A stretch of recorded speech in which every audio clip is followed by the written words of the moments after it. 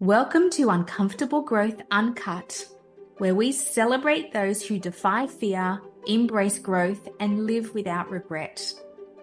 In a world that celebrates perfection, we rarely hear about the challenges, fears, and crossroads that successful leaders grapple with across work and life. Uncomfortable Growth Uncut shines a light on their personal story and the critical human skills we all need today to turn trials into triumph. In this episode of Uncomfortable Growth Uncut, we are honoured to feature Lisa Walker, co-founder of Eir Women, who opens up about the impact of her husband's alcoholism, his death, and the challenge of raising her two sons alone. While Lisa talks openly about addiction and grief, she also shares how committing to her year of yes helped her rediscover her purpose and optimism. Listen now and let Lisa Walker's story touch your heart. Okay, so welcome to Uncomfortable Growth Uncut. I have the divine Lisa Walker here today. She is the co-founder of Eir Women and an incredible person with many incredible stories to tell. So I'm delighted that she's here. How are you today, Lisa? I'm very well. Thank you so much for having me. I've been thinking about this for a little while, so I'm really excited to be here. I'm so glad you're here. And she just told me that she has kittens in her laundry. All I can think about are the beautiful kittens because I'm such a cat lover. Yeah. Crazy house. Not just that, and the mum and my own cat. So at the moment I have 8 cats in the house and my dog. Oh, and the kids. And the boys, yeah, and 2 boys. I forgot about them. They're finally back at school. I know. Every parent is delighted. Yeah. So Lisa, this podcast is all about the opportunity for people to share their own uncomfortable growth stories. So what would you like to share with us today? And you felt I had a deep breath in there as soon as you asked that question. Look, I think, the probably the most challenging time for me, as you would know, would be when my husband passed away a couple of years, 2.5 years ago now. And I was at a really difficult time. So it was a very complex situation. We had been separated for a number of months, and the main reason for that was because he was an alcoholic, which I've just started talking about a little bit more. It took me a little while to do that, but so I guess the backstory to that was that I'd been suffering anxiety for a very long time before he passed away. So at the day that it happened, it's something I'd been kind of expecting. It'd been my worst nightmare for so many years. And then that particular morning, I had this feeling in my chest that I just needed to go. And I had checked in with him every day. I was always checking in with him every day, even when we were separated. And I'd seen him 2 days before and he really wasn't well. And so that day I went over there and unfortunately I found him passed away in bed. I had one of my sons outside in the car. It was, I'll never forget. It was a really hot, humid Sydney summer day. And it just, it was all of my worst nightmares had come true. And the fact that it was a fear you had because of his alcoholism and so this wasn't the same as just suddenly someone dying from a heart attack unexpectedly or in a car accident. They're of course horrible as well, but this is a slightly different situation because it was something that you had been anxious about and feared happening. Yeah, and I think, and also in the back of your mind, you're almost planning for it. You're planning for that day. What happened? Because for me, it was what would I do when, not what would I do if? And it was a trajectory that I had seen coming for quite a long time, and then it did escalate quite quickly over a couple of months. And yeah, I mean, it's not something anyone wants to think about is what will I do when this happens? But in my mind, to protect myself and my kids and think about our future, it had to be something that could be on the cards. And I don't think any, unless you're in that situation, and, I've had two other friends also in that situation whose partners are sober, but I spent a lot of time talking to them, and they'd had the same feelings as well. And it's, it's a concept that most people wouldn't understand, but it was my way of, it's a possibility. And, when someone's going through addiction, it has to come down to their choice in the end. And there's no way of somebody, particularly a partner, a wife, saying you need to do this. That's the only thing that will do is help them push you away further. So it's a really challenging one, and it's something that I'm really passionate that we need to talk about a little bit more, and also give men particularly the tools to ask better questions and be more vulnerable, because there were a couple of points where things could have changed, and it's people didn't have the tools around them to make it happen. Yeah. There's just so many emotions that are part of this story. And I also knew Ben, and he was a beautiful man. Yes. Beautiful. You're gonna make me cry now.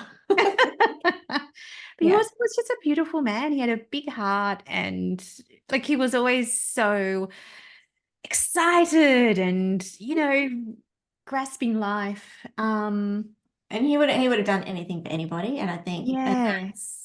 I put out an article a couple of weeks ago, and people were terrified about what I was going to write. Yeah. But I felt I needed to do it because I wanted to get that side out, and that because you have a challenge or an addiction doesn't make you a bad person. It just means you're stuck, and he was stuck. And nothing will change how much he would have done for anybody. And, his whole team loved him so much, and his friends and his family. And, you can't take that away. No. So. Yeah. Yeah. And I think just like you said, like bringing this out into the open is so important, because, like we all know that alcoholism is real, that it's an addiction, that there's a lot of people with it. But it's not something we talk about. And then our society is still very much oriented around alcohol as a social drink or something you do on the weekend to have fun. Like it's still very ingrained into our society. Yeah, and I feel, and I've had a lot of time to think about this. It's the only addiction you almost need to make an excuse to not have, if that makes sense, because every other addiction is kind of buried and you don't talk about it, and it's hidden. Whereas alcoholism, if someone says, I don't want to drink anymore, I'm not going to drink, then the first thing we do is ask questions and ask why. And, oh, you can, it'll be okay, just one. And it's something that we need to support a lot more. And that's why it's critical to talk about it, because it's also something that can be our identity. And if you know Ben, and I know other people like this, that sense of being an entertainer and entertaining people and being the center of it and being the life, and not necessarily the life of the party, but the big personality. And when that's so ingrained with a culture of long lunches and going out, then that's really difficult to change. So for someone like him, it was very linked to fear of, who would I be if I'm not this person? So there's a lot to it. It's really complex. It's, there's so many layers, and you have to understand how difficult that can be if you feel like your whole personality is almost at risk by making such a big change. Or linked with it, it's that is complex, because that goes to who you are and how you see yourself and how you project yourself around other people. Like, I mean, there are so many different pieces to that. And you're right. Like, it's interesting now that there's much more of the, the zero alcohol trend, which I find really interesting as well. Some of my friends from a marketing sense work in the alcohol industry. And they're saying that that's one of the biggest incremental growth opportunities. Yeah, it is. Um, because, because people are choosing, not necessarily because they have addiction, they may, but because it's a healthier lifestyle. Yeah, and I think people are understanding a lot more now the health risks involved, and particularly in midlife. And, I'm really passionate about midlife health, as you know, Uh-huh. and it transcends to more than women, which is my core business, but also men Yeah. as well. And alcohol and a lot of the choices we make in our 40s is intrinsically linked to not only longevity, but also health span. So people are starting to learn more about it and make better choices. But it is really hard if you've had many, many years of a lifestyle or habit, and they're really hard to break. Yeah, absolutely. So, like, you found Ben passed away, which is, a devastating time. How did you move through that?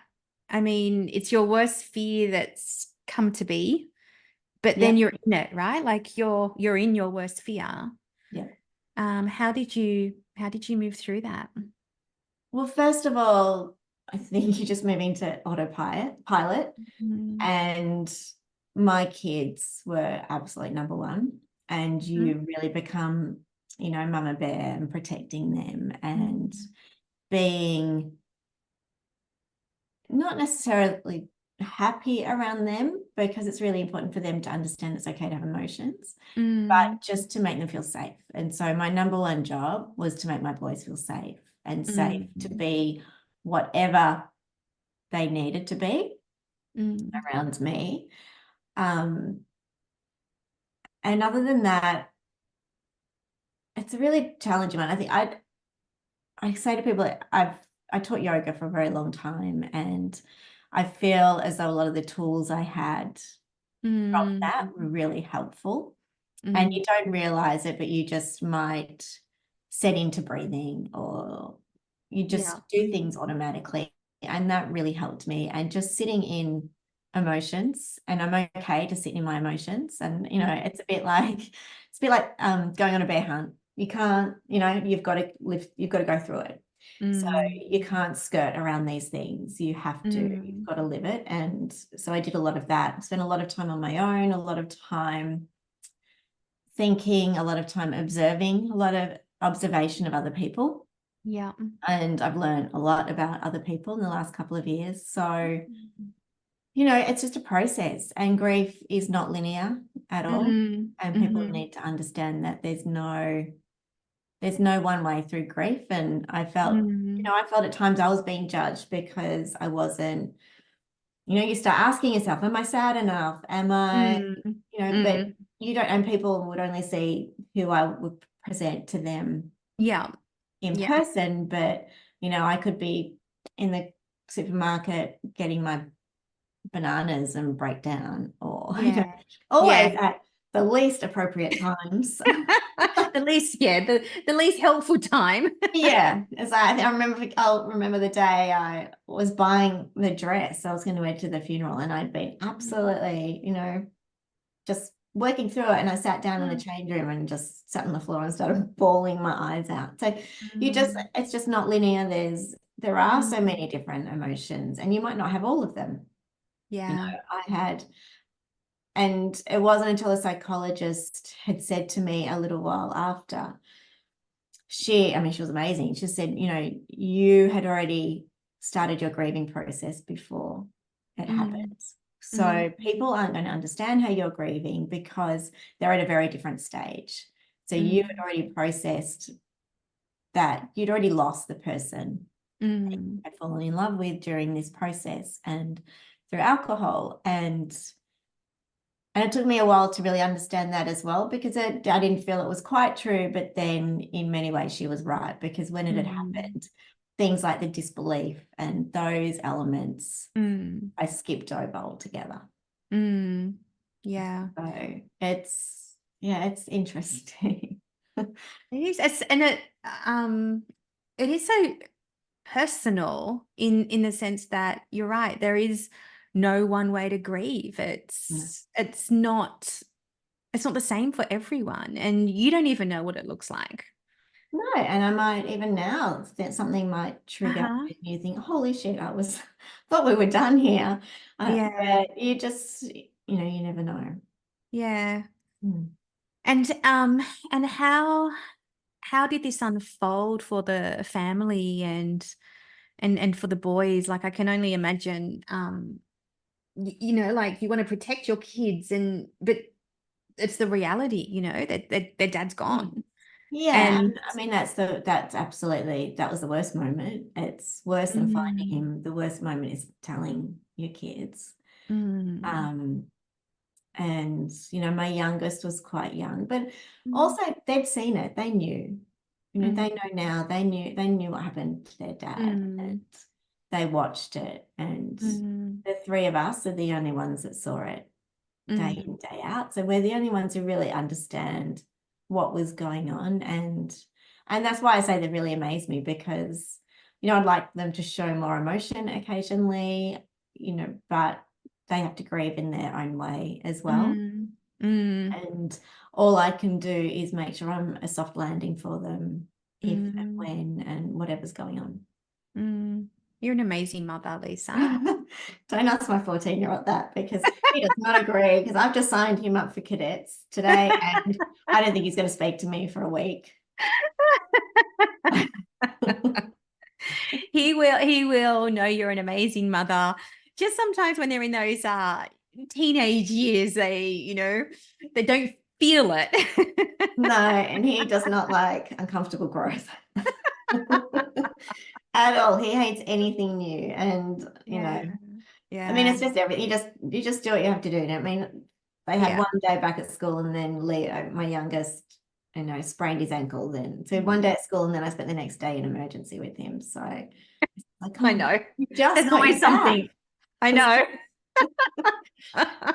So today I drove him to school just to make sure he can get out. Yeah, yeah, Be yeah, there yeah, yeah. today. You're there. Don't do anything before you get in there. Wear the moon boot. Be really careful, but you're going to school. Oh, it's funny. Yeah. So like it's been 2.5 years. Um, what have you, I guess, learnt about yourself over those years since Ben passed away?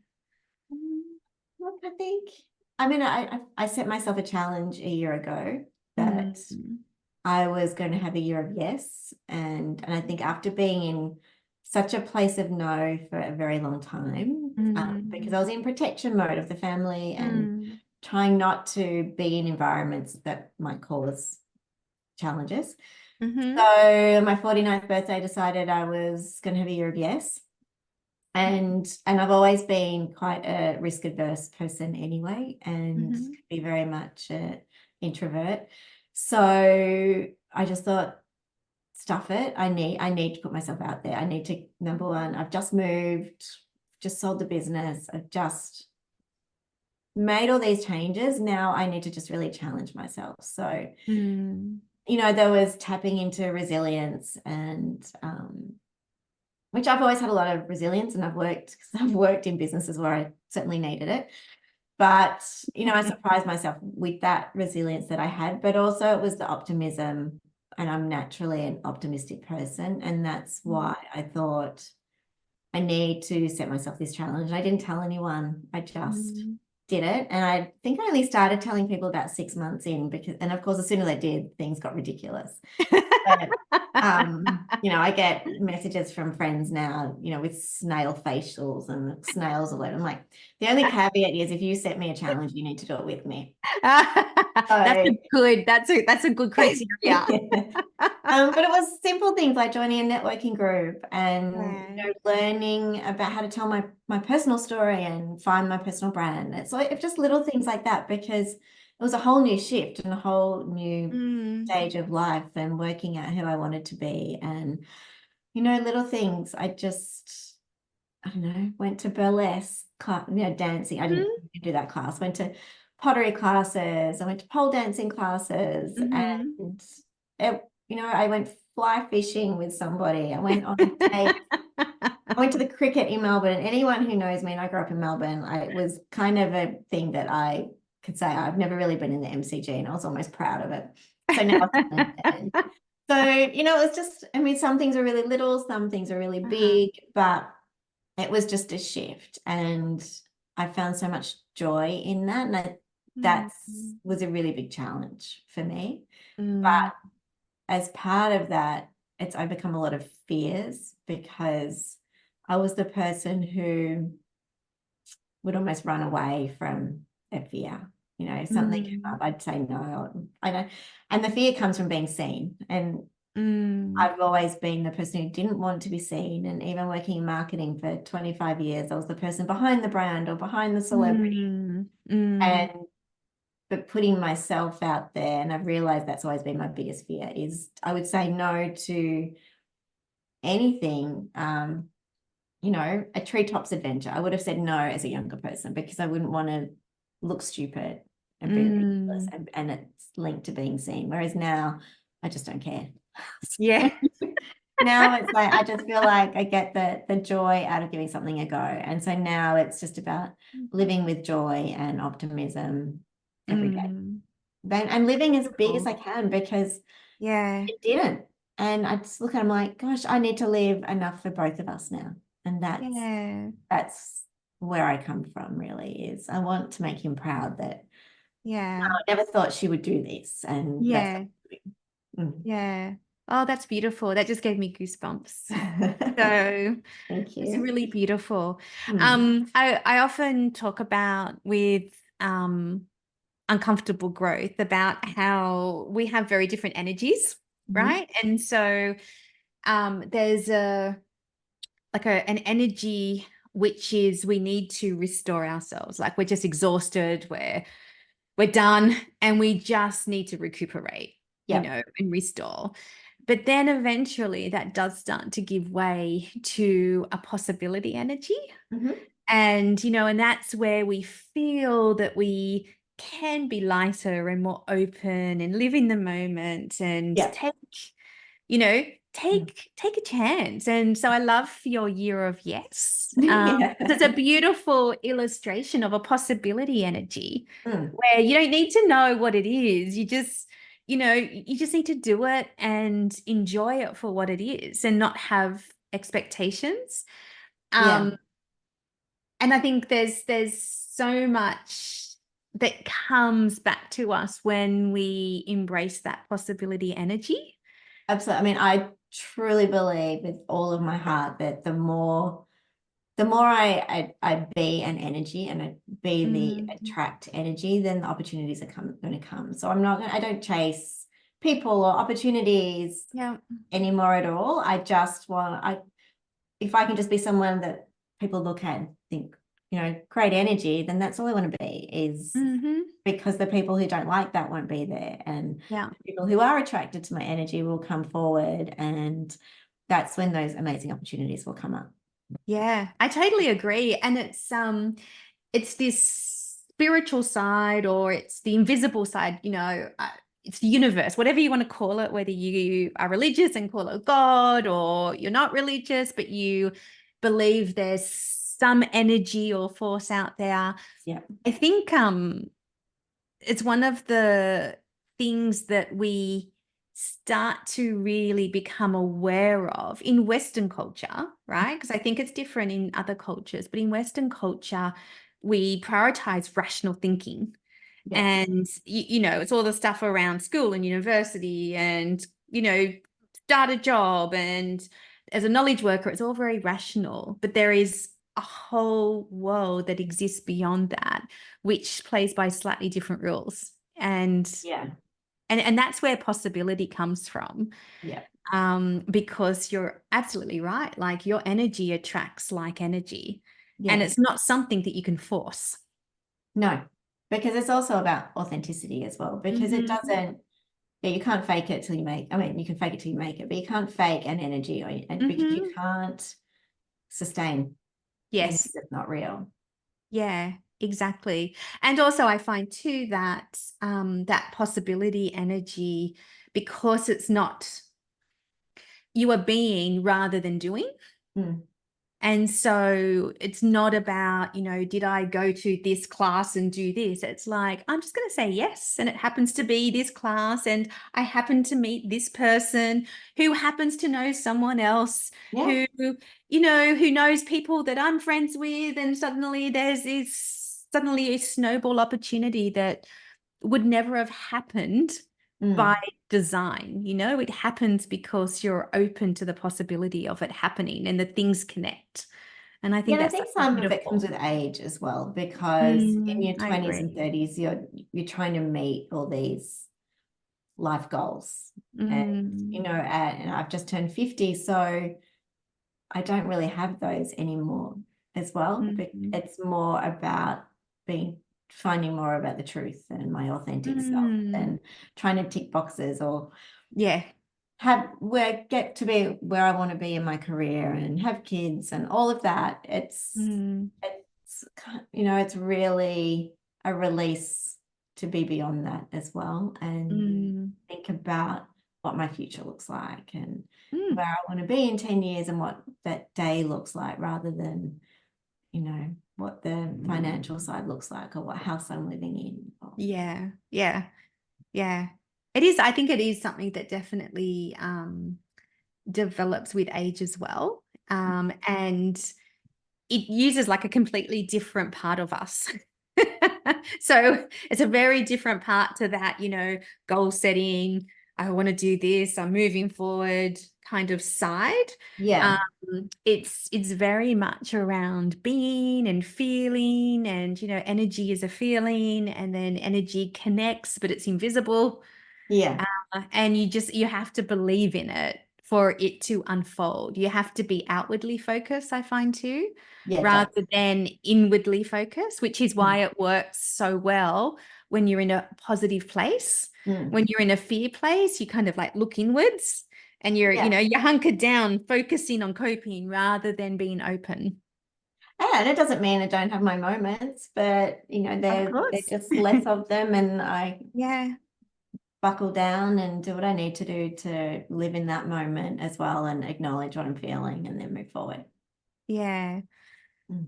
Wow. So, what are you thinking about like for the next 12 months? So you had your year of yes.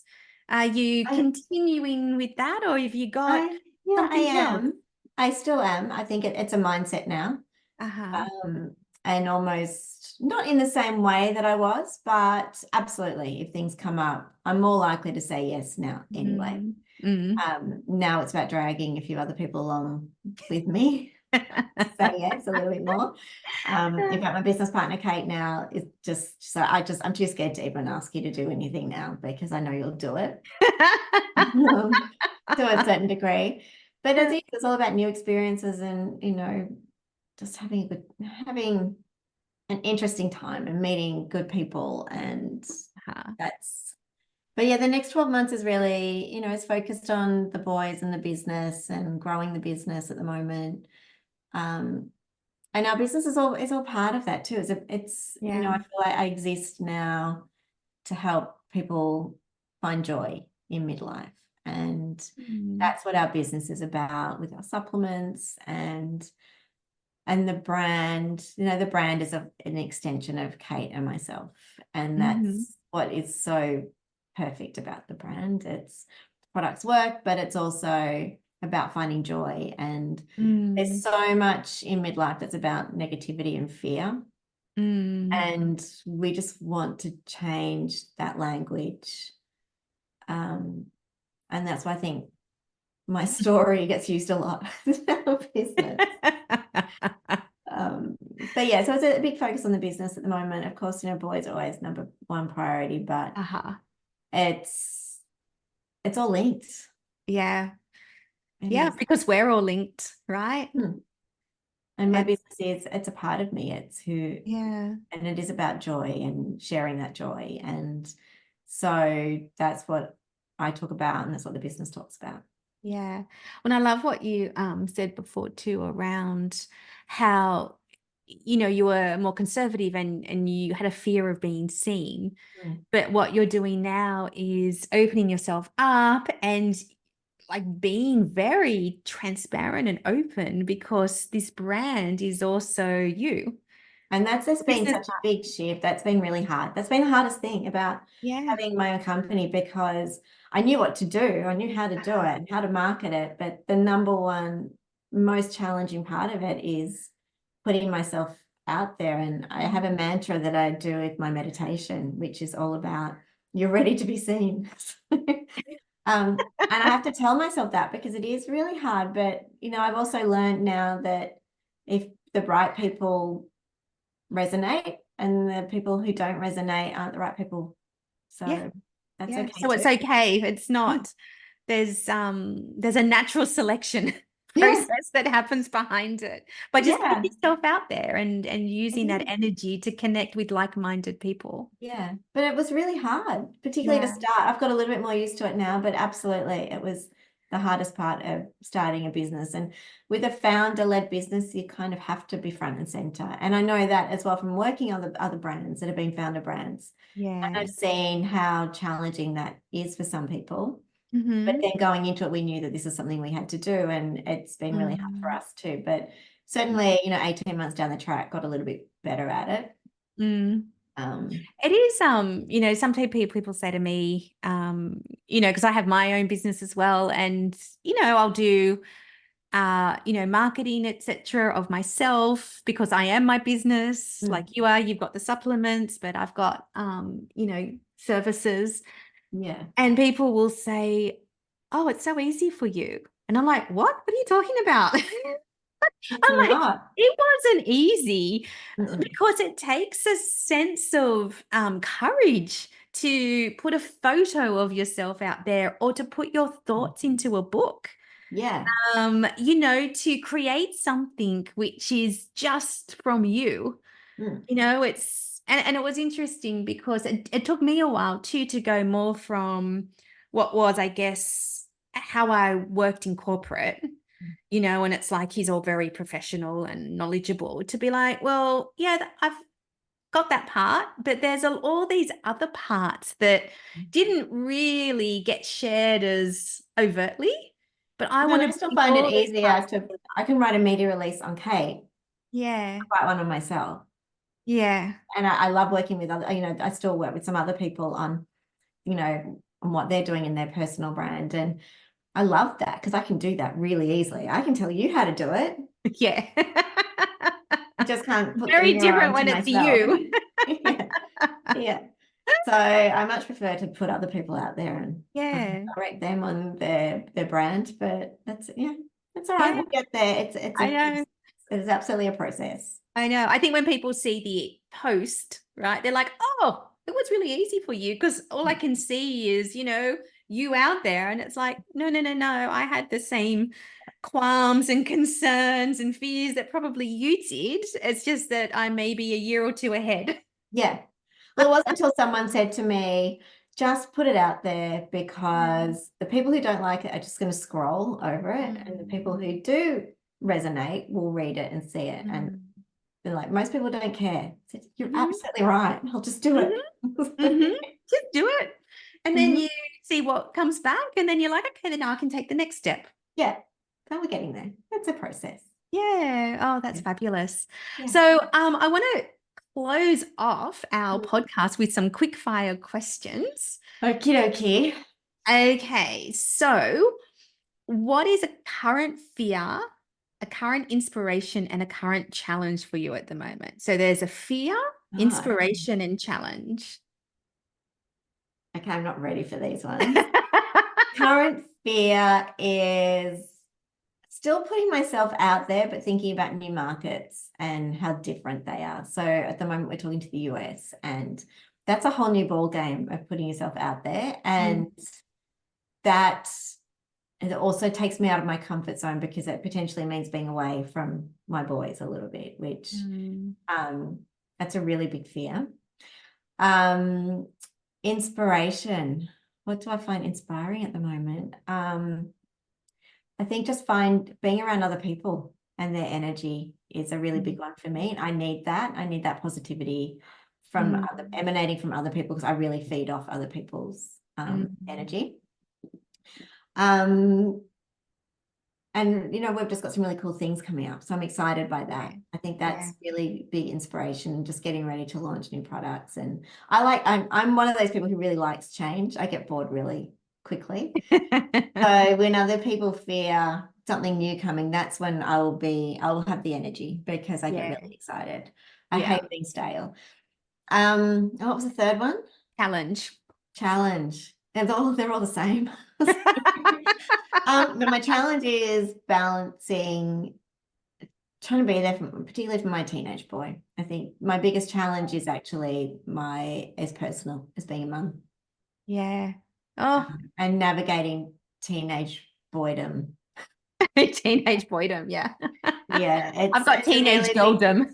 Yeah. It's a really big challenge, because they do have this, they say it's this grieving process for mum and boys. And I'm really being pushed away hard at the moment.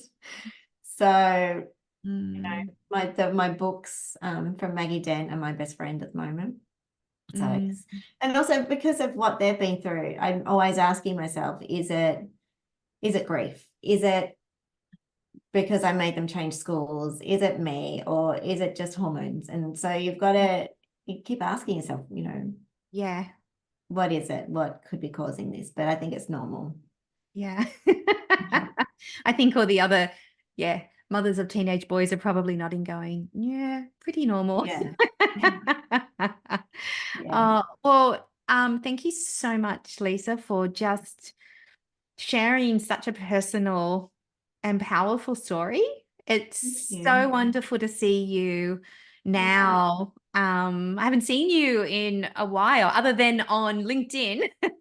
I know I haven't seen a lot of, there's a lot of people that I haven't. I mean, I've moved a little bit further away now too, and life is busy when you're a sole parent and have your own company. It's just absolutely juggling. It's just the full. I mean, being a mum is always juggling a million things anyway. But it's good. I'm just lucky the boys are a little bit older and don't have little kids, so that makes it somewhat easier, not emotionally, but logistically, it's easier. Yeah. Well, it's just so heartwarming to see you in this really positive place. Thank you. To see the amazing things you're doing, and the way, like, you have reinvented yourself in such an incredibly positive but inspirational way. So thank you. Well, all I hope to do is help other people find the joy in their lives, and live the way, it's almost designing their life the way they want to emotionally, and that's a midlife. It's a really good time to do that. Well, thanks so much for being on Uncomfortable Growth Uncut. Thank you so much for having me.